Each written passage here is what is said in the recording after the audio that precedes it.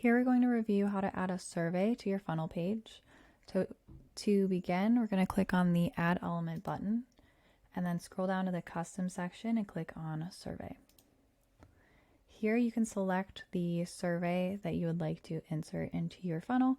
You can also click on this button here if you'd like to go and add a new survey. So I'm going to begin by clicking on our Contact Us button. So here you can see the survey populates. On the left-hand side, you can change the name of your survey. Contact Us. So this is going to change the element name. So that's that block here.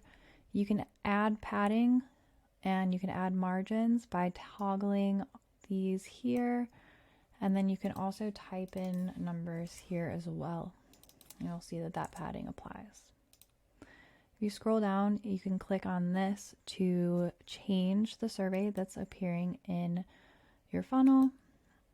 You also have a couple redirect options, so you can have the final submit action that's built into the survey already appear. You can also go to a website URL, type in your URL, and then toggle that on and off.